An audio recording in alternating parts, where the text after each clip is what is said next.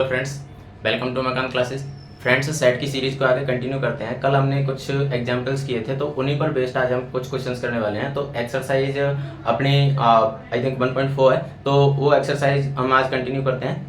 देखो, एक्सरसाइज में आपको मैंने दो क्वेश्चन सामने लिख के दिए हुए हैं। क्वेश्चन नंबर फर्स्ट, अब आपको एक कंफ्यूजन क्रिएट हो रहा होगा कि सर आपने फर्स्ट से सेकंड थर्ड फोर्थ को छोड़ के डायरेक्ट क्वेश्चन फिफ्थ क्यों लिया है। नो डाउट हम सेकंड थर्ड और फोर्थ भी लेने वाले हैं, लेकिन क्वेश्चन नंबर फिफ्थ था ही ऐसा कि प्रश्न एक में दिए गए प्रत्येक समस्या के सर्वनिष्ठ समस्या याद कीजिए। मतलब आपको इसमें ना इसकी हेल्प लेनी पड़ेगी, तो मुझे वापस से वो क्वेश्चन लिखना पड़ता है। तो मैंने सीक्वेंस थोड़ा सा चेंज कर दिया कि पहले क्वेश्चन नंबर फर्स्ट के बाद में 5 ले लेते हैं, फिर सेकंड थर्ड फोर्थ तो चलेंगी। तो जहां तक मैं उम्मीद कर रहा हूँ कि आज की क्लास में हम ये एक्सरसाइज कंप्लीट करेंगे। हालांकि वो डिपेंड टाइम पर करेगा, लेकिन चलिए, तो बिना समय गवाए हुए और हम स्टार्ट करते हैं क्लास को।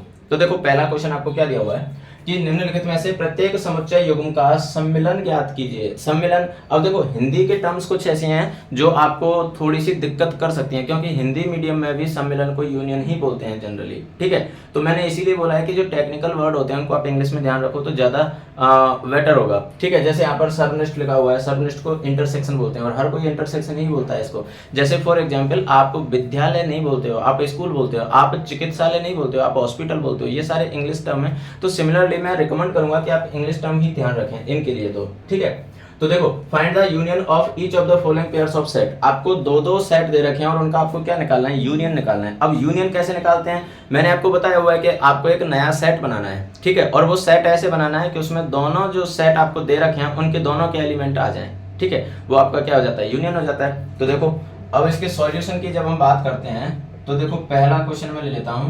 पहला क्वेश्चन में आपको देखो सेट एक्स दे रखा है, x इक्वल्स टू क्या दे रखा है, 1 3 एंड 5।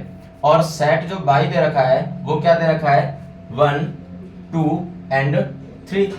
आपको क्या निकालना है, इनका यूनियन निकालना है। Find the union of each of the following, आपको यूनियन निकालना है। तो यूनियन कैसे निकालते हैं, देखो आप x यूनियन y जब निकालोगे तो x union y equals to, मैंने क्या बोला है कि जो कॉमन एलिमेंट है उनका रिपीटेशन मत करो। ठीक है, बाकी हर एलिमेंट को उठाओ। ठीक है, तो देखो पहले जैसे आपने x लिया तो x सेट में है कौन कौन से एलिमेंट है, 1 3 एंड 5।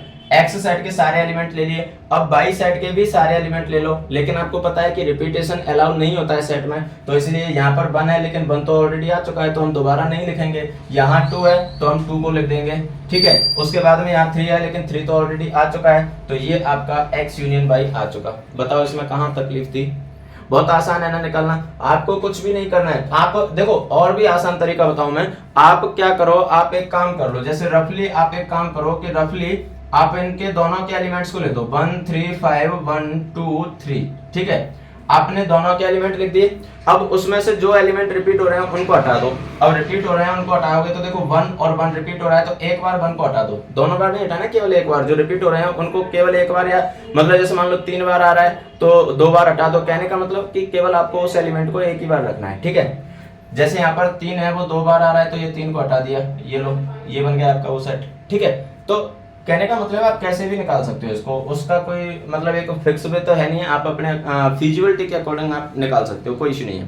क्लियर है, चलिए, तो पहला क्वेश्चन इसका कंप्लीट हुआ। दूसरा देखते हैं, a इक्वल्स टू आपको दे रखा है a e i o u and b equals to दे रखा है a b c। इसका यूनियन निकालो। तो देखो a इक्वल्स टू आपको दे रखा है a e i o u। ठीक है, और b इक्वल्स टू क्या दे रखा है आपको, a b and c, a b और c। आपको निकालना है A यूनियन B, तो A यूनियन B हो जाएगा। देखो पहले तो आप A के सारे एलिमेंट लिख दो, तो आपने A के सारे एलिमेंट लिखे A E I O और U। ठीक है, A के सारे एलिमेंट लिख दिए। अब B के सारे एलिमेंट लिखो, तो देखो A, लेकिन A तो ऑलरेडी आ चुका है। उसके बाद में B नहीं आया तो B लिख दो, और उसके बाद में C भी पहले नहीं आया तो C भी लिख दिया। ये लो, ये हो गया A यूनियन B। तो बहुत आसान है, उम्मीद कर रहा हूं कि इसमें आपको कहीं कोई प्रॉब्लम नहीं होगी। ठीक है, अब देखो अगला जो क्वेश्चन है उसमें आपको सेट बिल्डर फॉर्म दे रखी है, ना कि रोस्टर फॉर्म। रोस्टर फॉर्म में तो आप एलिमेंट को मिक्सअप कर देते, तो सेट बिल्डर फॉर्म में है आपको क्या करना है, पहले तो उनको टेबुलर फॉर्म में रिप्रेजेंट करो और उसके बाद में फिर आप उनका क्या निकाल लो, यूनियन निकाल लो। तो चलो इनको तो मैं इरेज कर देता हूं, और उसके बाद में अब देखो अगला जो क्वेश्चन है थर्ड। तो देखो थर्ड क्वेश्चन में सबसे पहले आप लिखो सेट A इक्वल्स टू अब देखो यहाँ पर क्या बोला है कि x such that x is a natural number and multiple of 3, यानी x एक प्राकृत संख्या भी है और 3 का गुणज भी है। ठीक है, तो प्राकृत संख्या है और 3 का गुणज है, इसका मतलब है कि इसमें कौन कौन से नंबर आएंगे। देखो भाई प्राकृत संख्या तो कौन से होते हैं 1 2 3 4 5 एंड सो ऑन, और 3 के गुणज यानी मल्टीपल ऑफ 3 कौन से होते हैं 3 6 9 12 ऐसे करके, जिन मतलब जो 3 से कंप्लीटली डिविजिबल हो। ठीक है, तो देखो ये हो जाएंगे 3 6 9 12 15 एंड सो ऑन। क्लियर, और आगे कंटिन्यू चलते रहेंगे। और उसके बाद में बी में क्या बोला है कि बी में बोला है कि x सच दैट x संख्या 6 से कम एक प्राकृत संख्या है, यानी नेचुरल नंबर लेस देन 6। तो नेचुरल नंबर लेस देन 6 मतलब 1 से लेके 5 तक, तो ये 1 2 3 4 और 5 लेस देन 6 बोला है, तो इसका मतलब है कि 5 से छोटे सारे नेचुरल नंबर आ जाएंगे। अब 5 से छोटे नेचुरल नंबर कौन से होते हैं 1 2 3 4 5, क्योंकि नेचुरल नंबर स्टार्ट 1 से होते हैं। अब इन दोनों का आपको क्या निकालना है, यूनियन निकालना है। तो अब इन दोनों का यूनियन आप लिख सकते हो, देखो A union B equals to, अगर आप इसे टेबुलर फॉर्म में लिखते हो तो टेबुलर फॉर्म में लिख सकते हो, देखो 1 2 3 4 5, और उसके बाद में या फिर ऐसा करो 3 को यहां से हटा दो, देखो ऐसे लिख सकते हो 1 2 4 5 and multiple of 3, multiple of 3, या तो आप ऐसे लिख सकते हो।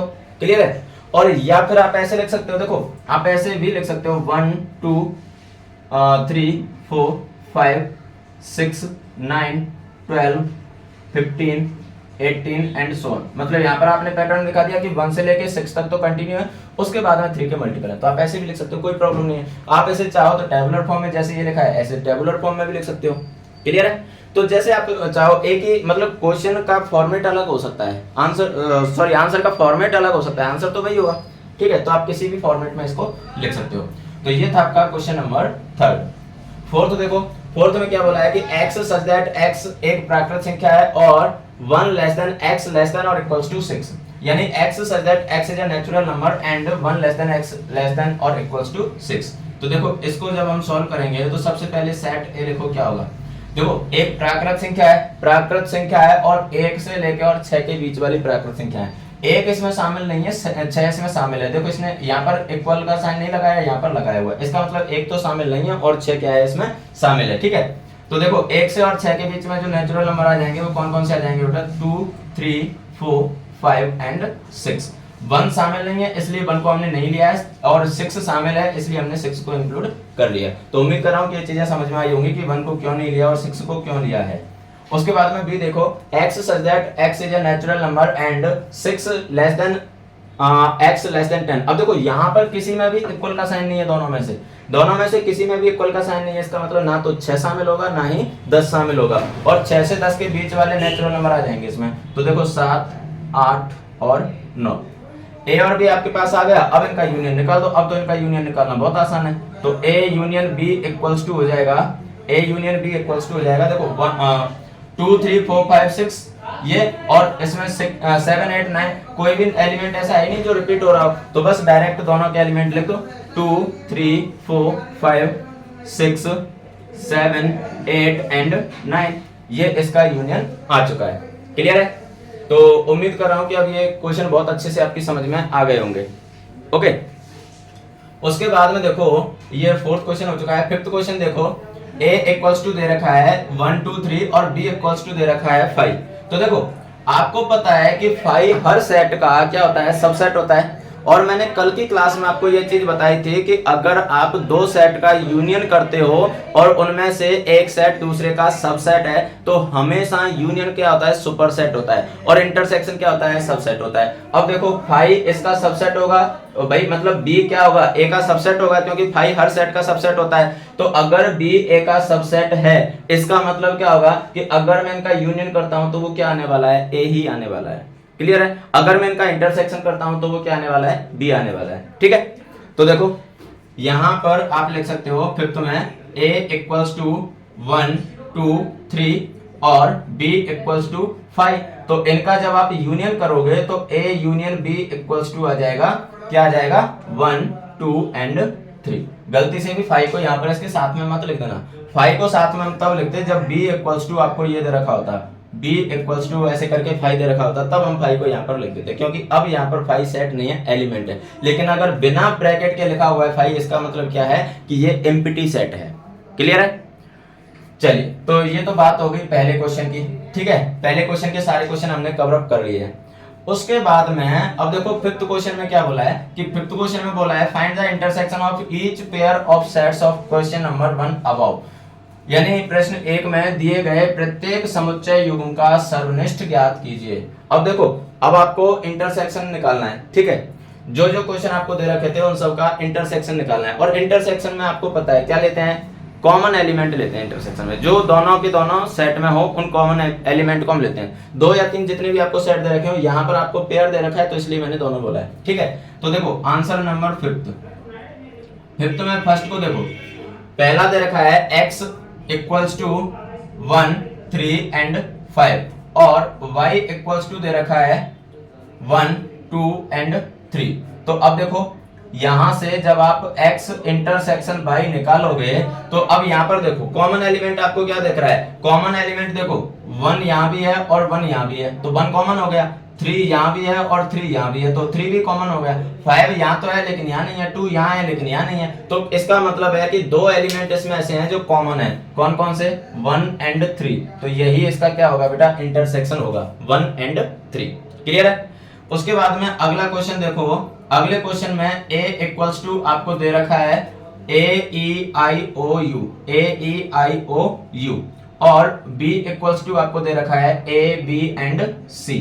तो अगर आप a इंटरसेक्शन b निकालते हो तो a intersection b equals to हो जाएगा। अब देखो यहाँ पर कॉमन एलिमेंट आपको क्या दिख रहा है, यहाँ पर केवल एक एलिमेंट है a जो दोनों में कॉमन है, बाकी कोई कॉमन नहीं है। देखो यहाँ पर EIOU है और यहाँ पर B और C है, तो कोई कॉमन नहीं है। तो इसलिए इसमें केवल और केवल एक ही एलिमेंट आ जाएगा, कौन सा, A। तो ये हो गया इसका इंटरसेक्शन। क्लियर है? तो पहला और दूसरा क्वेश्चन समझ में आ गया होगा। उसके बाद में अगर मैं थर्ड क्वेश्चन की बात करूं तो देखो थर्ड क्वेश्चन में आपको क्या बोला है, थर्ड क्वेश्चन में a इक्वल्स टू, a का पहले टेबुलर फॉर्म लिख लो, x such that x is a natural number and multiple of 3, यानी प्राकृत संख्या भी है और 3 का गुणज भी है। तो इसका मतलब ये हो जाएगा, देखो 3 6 9 12 15 एंड सो ऑन। ठीक है, और b इक्वल्स टू क्या होगा, b में क्या बोला है कि x such that x is a natural number less than 6, यानी 6 से कम प्राकृत संख्या है। तो 6 से कम प्राकृत संख्या में देखो b में क्या आ जाएगा, 1 2 3 4 एंड 5। क्लियर है? तो ये 6 से कम प्राकृत संख्या आ गई। अब इनमें अगर आप कॉमन देखोगे तो कॉमन एलिमेंट केवल एक ही है, 3। भाई केवल एक ही एलिमेंट ऐसा है जो कॉमन है, तो इसका मतलब है कि a इंटरसेक्शन b क्या आ जाएगा, a intersection b equals to आ जाएगा 3। क्लियर है?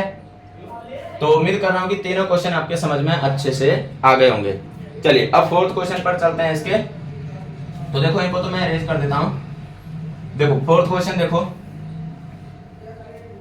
फोर्थ में क्या बोला है आपको, फोर्थ में बोला है कि a equals to x such that x is a natural number and 1 less than x less than or equals to 6। तो देखो फोर्थ क्वेश्चन में a इक्वल्स टू आपको दे रखा है कि एक तो नेचुरल नंबर है और नेचुरल नंबर 1 और 6 के बीच में लाई कर रहा है। इसका मतलब है 2 3 4 5 और 6। ये तो जस्ट मैंने अभी समझाया कि 1 क्यों आया, 1 क्यों नहीं आया और 6 क्यों आया, ये तो जस्ट अभी समझाया मैंने, तो अब वापस मुझे रिपीट करने की जरूरत नहीं है। उसके बाद में b देखो, तो b क्या हो जाएगा, 7 8 और 9, क्योंकि ना तो यहाँ पर 6 शामिल है और ना ही 10 शामिल है। तो अब अगर आप इसमें a इंटरसेक्शन b निकालोगे तो क्या निकलेगा, देखो यहाँ तो कोई भी ऐसा एलिमेंट नहीं है जो कॉमन है। भाई यहाँ पर 7 8 9 है और यहाँ 2 से लेके 6 है, तो कोई भी एलिमेंट ऐसा नहीं है जो कॉमन है। अब कोई भी एलिमेंट अगर कॉमन नहीं है तो इसका मतलब जो इनका इंटरसेक्शन आने वाला है वो कैसा आने वाला है, एक एम्प्टी सेट आने वाला है। और एम्प्टी सेट को आप रिप्रेजेंट किससे करते हो बेटा, 5 से रिप्रेजेंट करते हो। तो इसलिए यहाँ पर a intersection b equals to क्या हो जाएगा, 5। क्लियर है? तो समझ में आ गया होगा। उसके बाद में हाँ, इस टाइप के जो सेट होते हैं कि जिनका इंटरसेक्शन 5 होता है उन्हें हम क्या बोलते हैं, ये मैं बहुत पहले बता चुका हूँ आपको, कई बार बताया मैंने। उन्हें हम क्या बोलते हैं, डिसजॉइंट सेट बोलते हैं। जिनमें एक भी एलिमेंट कॉमन नहीं होता है उन्हें हम क्या बोलते हैं, डिसजॉइंट सेट बोलते हैं। तो देखो यहाँ पर ये दोनों सेट कैसे हो जाएंगे, डिसजॉइंट हो जाएंगे। ए और बी दोनों में कोई भी एलिमेंट ऐसा नहीं है जो कॉमन हो, तो इसलिए दोनों क्या हो गए, डिसजॉइंट सेट हो गए। क्लियर है? उसके बाद में आप फिफ्थ क्वेश्चन देखो, तो फिफ्थ क्वेश्चन में क्या बोला है, a इक्वल्स टू है बेटा 1 2 एंड 3 और b इक्वल्स टू क्या है 5 है। तो अब इन दोनों का अगर आप इंटरसेक्शन निकालते हो तो a intersection b equals to क्या आ जाएगा 5, क्योंकि मैंने जस्ट अभी बताया था कि अगर आप किसी भी सेट का 5 से इंटरसेक्शन करते हो तो 5 आएगा, किसी भी सेट का 5 से यूनियन करते हो तो वो खुद सेट आएगा। तो इसलिए यहाँ पर a का 5 से जब यूनियन आपने किया था फर्स्ट क्वेश्चन में तब तो a सेट आया था, और a का b से यानी a का 5 से इंटरसेक्शन करोगे तो इंटरसेक्शन क्या आ जाएगा 5 आ जाएगा। क्लियर है? तो ये थे बेटा आपके क्वेश्चन नंबर 1 और 5। अब हम वापस ले लेते हैं क्वेश्चन नंबर 2 3 4 वगैरह उनको। क्लियर है? सेकंड क्वेश्चन आपको क्या दिया हुआ है, सेकंड क्वेश्चन में बोला है मान लीजिए कि a equals to a and b, b equals to abc, क्या a सबसेट b है, a यूनियन b ज्ञात कीजिए। देखो आपको सबसे पहले तो ये चेक करना है कि क्या a सबसेट b होगा। देखो a सबसेट b जब हम चेक करेंगे तो कैसे चेक करेंगे कि a के सारे एलिमेंट b में अवेलेबल हैं या नहीं है, ये चेक कर लो और वो ऑटोमेटिक प्रूफ हो जाएगा। अगर सारे के सारे एलिमेंट b में अवेलेबल हैं तब तो वो सबसेट होगा, और अगर नहीं है तो नहीं होगा, ये तो आप पहले से जानते हो। ठीक है, तो देखो यहाँ पर a में क्या है, a है, b में क्या है, यहाँ भी a है, इसका मतलब पहला एलिमेंट तो हमें दोनों में मिल गया। दूसरा एलिमेंट चेक करो, a में b है और b में भी b है। a में केवल 2 ही एलिमेंट हैं और दोनों के दोनों एलिमेंट b में अवेलेबल हैं, तो इसलिए हम कह सकते हैं कि yes a is a subset of b। उसके बाद में आगे क्या पूछा है, what is a union b। a union b जब हम फाइंड आउट करेंगे तो हमें क्या मिलेगा, आपको पता है मैंने अभी थोड़ी देर पहले ही बताया था कि अगर 2 सेट दे रखे हों और उनमें से एक सेट दूसरे का सबसेट हो और उनका यूनियन किया जाए तो यूनियन हमेशा क्या होता है, सुपर सेट होता है, और इंटरसेक्शन क्या होता है, सबसेट होता है। तो यहाँ पर सुपर सेट क्या है, b है, तो इसलिए a यूनियन b क्या आ जाएगा, a यूनियन b जो b सेट है वही आ जाएगा। ठीक, सिमिलरली अभी इसका सॉल्यूशन करेंगे, टेंशन ना लें, बट इससे कनेक्टेड है तीसरा क्वेश्चन, तो इसलिए मैं तीसरे को साथ ही एक्सप्लेन कर देता हूँ, फिर दोनों एक साथ ले लेंगे। ठीक है, तो देखो ये इसने क्या बोला, यदि a और b दो ऐसे समुच्चय हैं कि a सबसेट ऑफ b है। ठीक है, वही तो यहाँ पर था कि a subset of b। Clear है, वही चीज थी। तो a यूनियन b क्या होगा, if a and b are two set such that a subset of b, then what is the a union b। आपको पता है कि जब एक सेट a दूसरे सेट b का सबसेट होता है तो उनका यूनियन हमेशा क्या होता है, सुपर सेट होता है। सुपर सेट क्या है, इसमें b है, तो इसमें आंसर क्या आने वाला है, b आने वाला है। तो दोनों क्वेश्चन एक ही है, बस उनकी लैंग्वेज चेंज की है। बस यहाँ पर इनको क्या आपको एग्जांपल दे रखे हैं, यहाँ पर एग्जांपल नहीं दे रखे हैं, बाकी क्वेश्चन एक ही है। ठीक है, तो देखो आंसर जब हम इसका लिखेंगे तो सबसे पहले मैं सेकंड का आंसर लिखता हूँ। सेकंड में इसने पूछा है कि क्या a सबसेट ऑफ b, तो आप लिख सकते हो कि since each element of a presented या अवेलेबल लिख सकते हो, a available in set b, hence a is a subset of b। यानी a का प्रत्येक अवयव सेट b में, समुच्चय b में विद्यमान है, इसलिए a b का क्या होगा, उपसमुच्चय होगा। तो पहले का आंसर हो गया, क्या a सबसेट ऑफ b है, यस। ठीक है, क्लियर है। उसके बाद में क्या बोला है, a यूनियन b ज्ञात कीजिए। तो a यूनियन b जब आप ज्ञात करोगे तो a यूनियन b में क्या करोगे, सबसे पहले एलिमेंट a लिखो, किसके, a सेट के। तो a सेट के आपने एलिमेंट लिखे a और b। उसके बाद में b एलिमेंट के सेट लिखो। तो देखो a ये तो ऑलरेडी आ चुका, b ये भी ऑलरेडी आ चुका, अब क्या बचा है, c ये लिख दिया। अब आप देख पा रहे हो कि a यूनियन b क्या है, जो सेट b था वही तो a यूनियन b है। क्लियर है, तो आपने a यूनियन b भी फाइंड आउट कर लिया। अगर मैं थर्ड क्वेश्चन के आंसर की बात करूं तो थर्ड क्वेश्चन में आप देखो क्या बोला है कि if a and b are two sets such that a subset of b, then what is the a union b। तो आप लिख सकते हो कि since a subset of b, therefore a union b is the set b। जो set b है वही क्या होगा, इनका यूनियन होगा। क्लियर है, तो ये थे बेटा आपके दूसरे और तीसरे क्वेश्चन, जो बहुत नॉर्मल से क्वेश्चन थे। तो उम्मीद कर रहा हूँ कि समझ में आ गए होंगे। देखो पहले में तो आपको एग्जांपल भी दे रखे थे तो उससे भी समझ में आ गया होगा। और दूसरा है ना, दूसरा क्वेश्चन एग्जैक्टली पहले वाले जैसा ही है। ठीक है, पहले वाले जैसा ही है। तो उसमें कोई भी डिफरेंस नहीं। देखो यहाँ पर इसने क्या पूछा था, क्या ए सबसेट ऑफ बी है, तो वो हमने फाइंड आउट कर लिया कि यस। देखो ए सबसेट ऑफ बी वो हमने यस फाइंड आउट कर लिया, तो देखो इसने क्या बोला है कि A and B are two set such that A subset of B, वही चीज हो गई। What is the A union B, यहाँ भी बोला है what is the A union B, तो दोनों क्वेश्चन एकदम सेम है। क्लियर है? चलिए अगले क्वेश्चन पर चलते हैं, फोर्थ पर। तो फोर्थ क्वेश्चन में आपको 4 सेट दे रखे हैं और उन 4 सेट के बेसिस पर आपको कुछ क्वेश्चंस हैं जो फाइंड आउट करने हैं। ठीक है, तो देखो उन 4 सेट के बेसिस पर जब हम क्वेश्चन फाइंड आउट करेंगे तो सबसे पहले मैं क्या करता हूं कि वो सेट लिख लेता हूं। ठीक है, तो क्वेश्चन नंबर 4 में सेट ए आपको दे रखा है 1 2 3 एंड 4। सेट बी आपको दे रखा है 3 4 5 एंड 6। सेट सी आपको दे रखा है 5 6 7 एंड 8 और सेट डी आपको दे रखा है 7 8 9 एंड 10। अब देखो क्वेश्चन आपसे क्या पूछे हैं, आपसे क्वेश्चन पूछे हैं कि सबसे पहले आपको A union B find out करना है। तो देखो यूनियन तो आप बहुत आसानी से फाइंड आउट कर ही सकते हो। A union B equals to क्या हो जाएगा बेटा, A union B equals to हो जाएगा। देखो पहले तो आप ए सेट के एलिमेंट लिखो, तो 1 2 3 एंड 4। उसके बाद में बी सेट के एलिमेंट लिखो, तो देखो 3 तो ऑलरेडी आ चुका, 4 भी आ चुका, तो यहां पर लिख दोगे 5 एंड 6। ये हो गया ए यूनियन बी। क्लियर? अगला देखो, अगले में क्या बोला है कि ए यूनियन सी करना है आपको। ठीक है, तो पहले तो आप क्या करोगे, ए के एलिमेंट लिखोगे। देखो आपने लिखा A union C equals to, सबसे पहले ए के एलिमेंट लिखो 1 2 3 एंड 4। उसके बाद में सी के एलिमेंट लिखो। सी का देखो कोई भी एलिमेंट ए से कॉमन नहीं है, तो सी के सारे एलिमेंट आ जाएंगे इसमें, 5 6 7 एंड 8। ये हो गया ए यूनियन सी। ठीक है, A union B find out कर लिया, ए यूनियन सी भी फाइंड आउट कर लिया। अब क्या निकालोगे, बी यूनियन सी। तो देखो बी यूनियन सी निकालने के लिए third question, B union C equals to, सबसे पहले आप बी के एलिमेंट लिखो, तो 3 4 5 6, 3 4 5 एंड 6। ठीक है, उसके बाद में सी के एलिमेंट लिखो 5, लेकिन ऑलरेडी आ चुका है 5, 6 ये भी आ चुका है, तो 7 और 8, ये 7 और 8। क्लियर है? उसके बाद में फोर्थ क्वेश्चन देखो, फोर्थ क्वेश्चन में क्या बोला है, ये तो थर्ड हो चुका। फोर्थ क्वेश्चन में बोला है बी यूनियन डी, तो बी और डी का यूनियन करना है। देखो बी के एलिमेंट है 3 4 5 और 6, डी के एलिमेंट है 7 8 9 और 10। कोई भी एलिमेंट इनमें कॉमन नहीं है, कॉमन नहीं है तो दोनों के दोनों एलिमेंट को मिला के लिख दो। तो देखो ये हो जाएगा B union D equals to.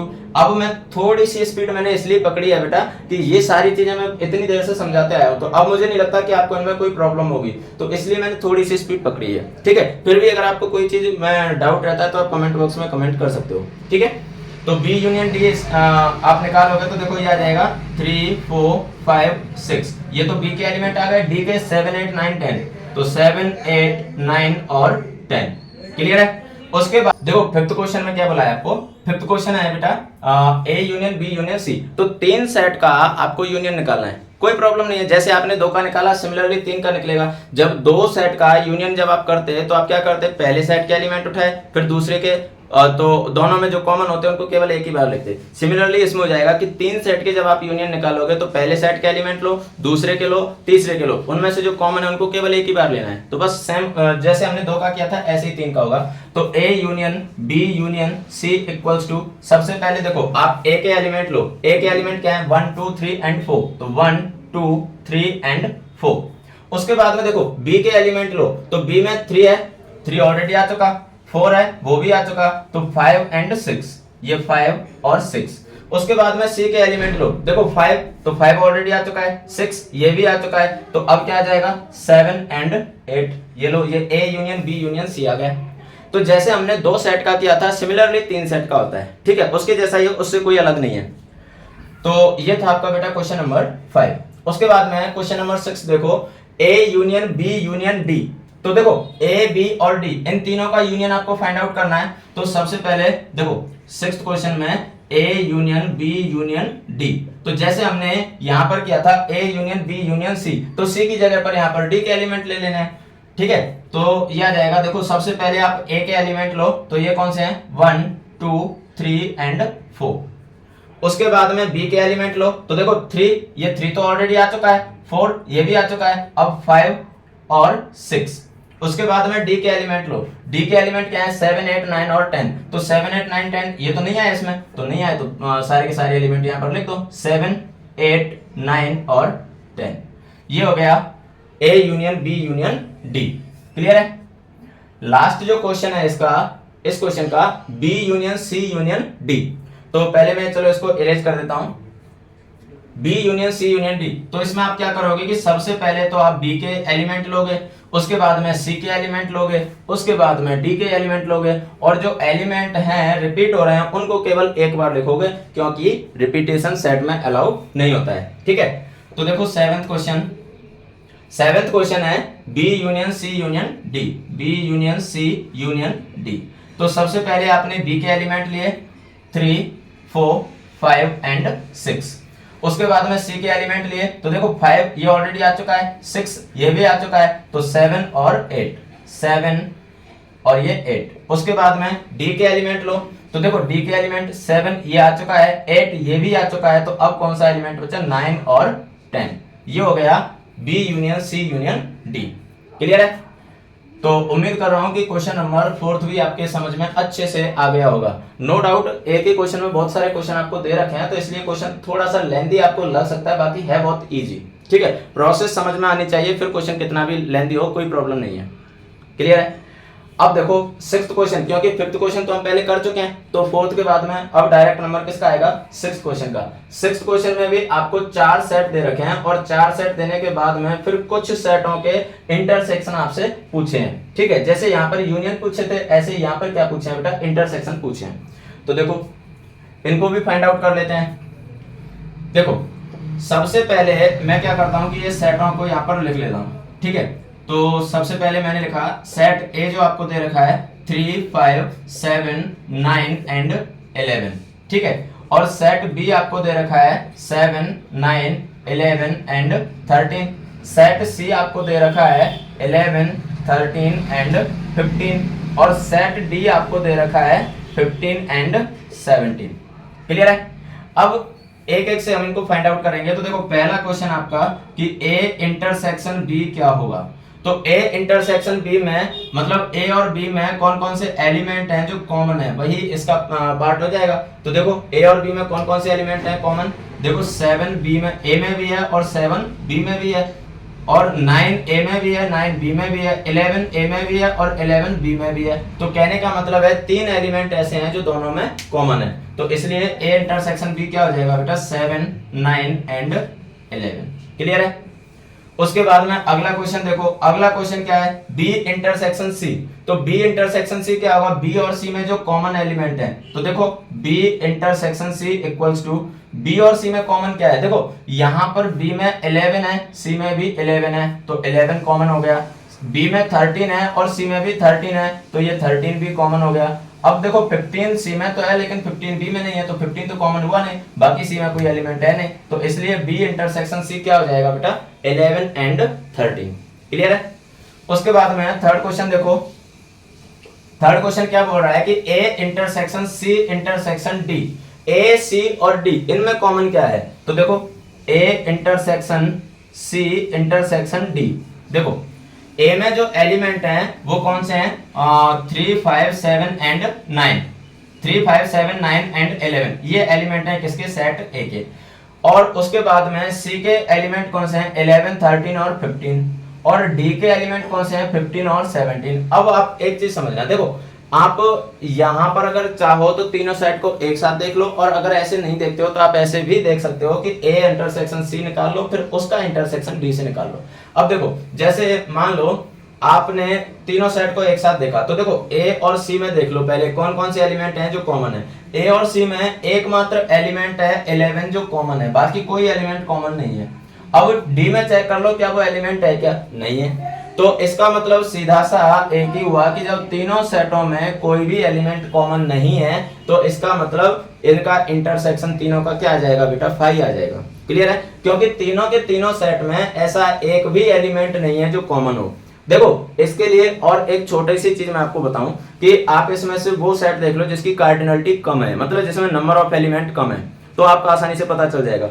देखो 15 है, 15 को चेक करो, क्या वो सी में है? बिल्कुल है। क्या वो ए में है? नहीं है। इसका मतलब 15 तो कॉमन एलिमेंट नहीं हो सकते, क्योंकि यहाँ तो तीनों की म्यूचुअली कॉमन की बात की है, तीनों में ही कॉमन होना चाहिए। तो 15 है वो सी और डी का कॉमन तो है, लेकिन ए का नहीं है। क्लियर है? 17 देखो, 17 ना तो सी में है ना ए में है, तो एक भी एलिमेंट ऐसा नहीं मिला जो कॉमन नहीं है, इसलिए इनका इंटरसेक्शन क्या आ गया? 5 आ गया। क्लियर है? 5 मतलब एम्प्टी सेट। तो ये हो गया आपका क्वेश्चन नंबर 3, फर्स्ट, सेकंड और थर्ड, ये तीनों क्वेश्चन हो चुके हैं। उसके बाद में देखो ए इंटरसेक्शन सी। तो देखो फोर्थ क्वेश्चन में जब आप ए इंटरसेक्शन सी निकालोगे तो ए इंटरसेक्शन सी यानी ए और सी में कौन कौन से एलिमेंट हैं जो कॉमन है? ए और सी में बेटा एकमात्र एलिमेंट है 11 जो कॉमन है। ठीक है, ए और सी में एकमात्र एलिमेंट 11 कॉमन है, तो ये 11 आ गया बस। उसके अलावा कोई कॉमन है ही नहीं, क्योंकि सी में 13 और 15 है, लेकिन ए में 13 और 15 नहीं है। क्लियर है? तो ये फोर्थ क्वेश्चन भी आपका हो चुका। उसके बाद में फिफ्थ देखो, फिफ्थ क्वेश्चन में क्या बोला है? B intersection D.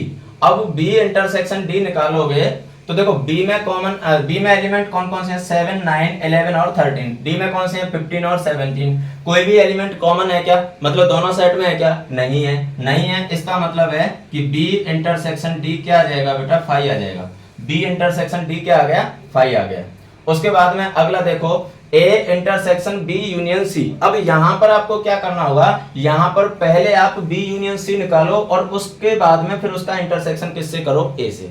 ठीक है, मतलब ये क्वेश्चन 2 स्टेप में होगा, इसको आप एक स्टेप में नहीं कर सकते। हाँ, इसके लिए आप अगर इसको आगे डिस्ट्रीब्यूटिव प्रॉपर्टी अप्लाई करते हुए, जैसे मैंने आपको वो चीजें प्रॉपर्टीज में जो बताई थी, तो इसके लिए आप ये जरूर कर सकते हो कि आप ए इंटरसेक्शन बी निकाल लो, फिर ए इंटरसेक्शन सी निकाल लो, फिर दोनों का यूनियन कर दो, तो उससे भी आप कर सकते हो। ठीक है, तो देखिए इनको मैं इरेज कर देता हूं और हम नॉर्मल वे में करते हैं, प्रॉपर्टीज को यूज करने की जरूरत यहाँ पर नहीं है, क्योंकि वो तो 2 स्टेप में ही होगा, चाहे प्रॉपर्टीज यूज करके करो। और जनरली हम प्रॉपर्टीज यूज कब करते हैं? जब हमारे स्टेप कम हो रहे हो या हमारा टाइम है वो बच रहा हो। ठीक है, तो अब देखो देखो क्वेश्चन नंबर कौन सा है अपना? 6th क्वेश्चन है। तो 6th क्वेश्चन में देखो आपको दे रखा है, आपको क्या फाइंड आउट करना है? पहले B union C find out करो। तो B union C equals to क्या हो जाएगा? बी और सी का जब आप यूनियन करोगे तो देखो पहले बी के एलिमेंट लिखो 7, 9, 11 एंड 13। उसके बाद में सी के एलिमेंट लिखो, तो सी में देखो 11 ये ऑलरेडी आ चुका, 13 ये भी आ चुका, तो अब क्या बचा? 15। तो ये तो आ गया बेटा क्या? B union C. अब उसके बाद में आपको अब फाइंड आउट करना है क्या? A intersection B union C.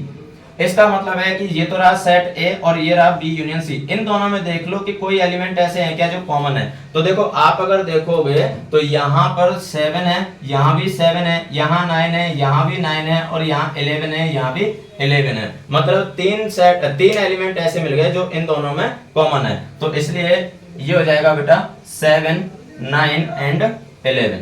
तो A intersection B union C कितना आ जाएगा? 7, 9 एंड 11। क्लियर है? ओके। उसके बाद में देखो ए इंटरसेक्शन डी। तो ए में है 3, 5, 7, 9, 11 और डी में है 15 एंड 17। तो ये तो 5 हो गया। तो 7th क्वेश्चन में क्या आ जाएगा? A intersection D equals to क्या आ गया? 5। क्लियर? उसके बाद में देखो अगला क्वेश्चन 8th क्वेश्चन में क्या दे रखा है आपको? A intersection B union D. तो सबसे पहले तो आप क्या करो? बी यूनियन डी निकालो। तो जब आप बी यूनियन डी निकालोगे, देखो बी सेट क्या है? 7, 9, 11 एंड 13। तो 7, 9, 11 एंड 13 ये तो बी हो गया। अब डी देखो, डी में क्या है? 15 एंड 17। तो 15 एंड 17। अब आपको फाइंड आउट क्या करना है? आपको फाइंड आउट करना है बेटा A intersection B union D. तो A intersection B union D. अब देखो ये तो रहा सेट ए और ये रहा बी यूनियन डी। इन दोनों में देख लो कि क्या ऐसे एलिमेंट हैं जो कॉमन है। तो देखो यहाँ 7 है, यहाँ भी 7 है, यहाँ 9 है, यहाँ भी 9 है, यहाँ 11 है, यहाँ भी 11 है, बाकी कोई एलिमेंट कॉमन नहीं है। तो वापस इसका आंसर भी कितना आ गया बेटा? इसका आंसर भी आ गया 7, 9 एंड 11। ऐसा मत सोच लेना कि यहाँ पर भी आंसर 7, 9, 11 आया, यहाँ पर भी आंसर 7, 9, 11 आया, तो इसका मतलब ऐसे क्वेश्चन में हर क्वेश्चन का आंसर यही आएगा। नहीं बेटा, ये एक कोइंसिडेंस आप इसको बोल सकते हो कि दोनों क्वेश्चन का आंसर सेम है। तो ये एक कोइंसिडेंस है, इसके अलावा कुछ नहीं है। ठीक है, ओके। उसके बाद में देखो अगला क्वेश्चन है, ये हो चुका है नाइन्थ क्वेश्चन देखो, A intersection B intersection of B union C. तो पहले आप क्या करो कि ए इंटरसेक्शन बी निकाल लो और बी यूनियन सी, इन दोनों को अलग अलग फाइंड आउट कर लो और उसके बाद में क्या करो, उसके बाद में फिर आप इन दोनों का इंटरसेक्शन निकाल दो। ठीक है, तो चलिए इनके लिए भी मैं एक क्वेश्चन को अरेंज कर देता हूं। देखो सबसे पहले आपने क्या किया कि सबसे पहले आपने निकाला ए इंटरसेक्शन बी। तो देखो ए इंटरसेक्शन बी निकालते हैं नाइन्थ क्वेश्चन के लिए। A intersection B equals to, A और बी में क्या एलिमेंट है जो कॉमन है, तो देखो 7 9 और 11, 7 9 और 11, ये तो आ गया ए इंटरसेक्शन बी।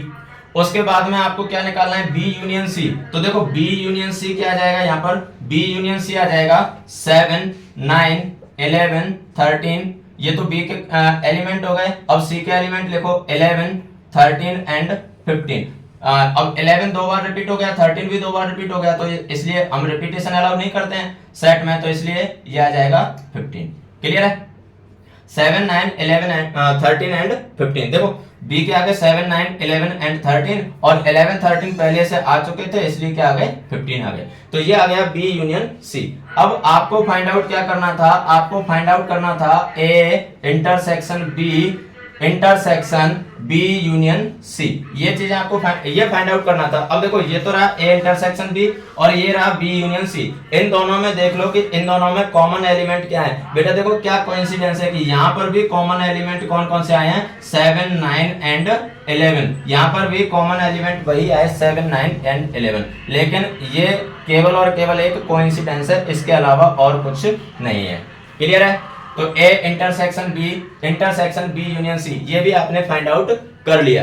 क्लियर, उसके बाद में बेटा लास्ट क्वेश्चन, और आज की क्लास का भी ये लास्ट क्वेश्चन होगा क्योंकि क्लास अपनी काफी लेंथी हो चुकी है, तो बाकी के जो क्वेश्चन है वो हम कल की क्लास में करेंगे। तो आज की क्लास का लास्ट क्वेश्चन देख लेते हैं, और लास्ट क्वेश्चन क्या है, A union D intersection B union C. तो आप पहले ए यूनियन डी निकाल लो, बाद में बी यूनियन सी निकाल लो और फिर दोनों का इंटरसेक्शन निकाल लो। ठीक है, तो देखो 10th क्वेश्चन देखें, A union D equals to, A और डी का जब आप यूनियन निकालोगे तो ये हो जाएगा 3 5 7 9 एंड 11। ये तो आपने ए के एलिमेंट लिख दिए, उसके बाद में डी के एलिमेंट लिखो 15 एंड 17। क्लियर है, ये तो ए यूनियन डी हो गया। उसके बाद में क्या निकालना है, बी यूनियन सी। तो बी यूनियन सी हो जाएगा बेटा 7 9 11 7 9 11 एंड 13, ये तो बी के एलिमेंट आ गए। अब सी के देखो 11 भी है और 13 भी है, तो अब क्या आ जाएगा 15। तो ये बी यूनियन सी आ गया। आपको फाइंड आउट क्या करना है, आपको फाइंड आउट करना है A union D intersection B union C, ये फाइंड आउट करना है। तो देखो ये तो रहा ए यूनियन डी और ये रहा बी यूनियन सी, दोनों में कॉमन क्या है वो चीज देख लो। अब देखो दोनों में कॉमन एलिमेंट कौन कौन से हैं देखें, देखो 7 यहाँ भी है और 7 यहाँ भी है, 9 यहाँ पर भी है, 9 यहाँ भी है, 11 यहाँ भी है, 11 यहाँ भी है, 15 यहाँ भी है, 15 यहाँ भी है। तो इसलिए इसका जो आंसर होगा बेटा, इसका आंसर क्या आ जाएगा 7 9 11 एंड 15। क्लियर है, तो ये 4 एलिमेंट इसके आंसर होंगे। ठीक है, चलिए तो बेटा आज की क्लास को हम यहाँ पर खत्म करते हैं, क्योंकि देखो क्लास थोड़ी सी अपनी लेंथी हो चुकी है और नो डाउट हमने 6 क्वेश्चन किए हैं, लेकिन 6 क्वेश्चन के अंदर हमने बहुत सारे क्वेश्चन किए थे। फर्स्ट क्वेश्चन में कितने हो गए थे, 6 क्वेश्चन हो गए थे। उसके बाद में 5th क्वेश्चन में फर्स्ट को ही लिया था तो वापस उसमें 6 हो गए थे। उसके बाद में देखो 2nd 3rd 4th और 4th में देखो 4th में कितने क्वेश्चन है, 7 है। 6 में कितने क्वेश्चन है, 10 है। तो इंडिविजुअली अगर देखा जाए तो हम बहुत सारे क्वेश्चन कवर अप कर चुके हैं। ठीक है, तो चलिए बेटा फिर आज की क्लास को हम यहाँ पर खत्म करते हैं, बाकी कल की क्लास में हम इस एक्सरसाइज को कंप्लीट कर लेंगे। ठीक है, चलिए तो मिलते हैं कल की क्लास में एक नए जोश, नई जुनून, नई एनर्जी के साथ में। तब तक के लिए हंसते रहिए, मुस्कुराते रहिए, पढ़ते रहिए, खेलते रहिए और सफलता की ओर बढ़ते रहिए। Bye bye, thank you.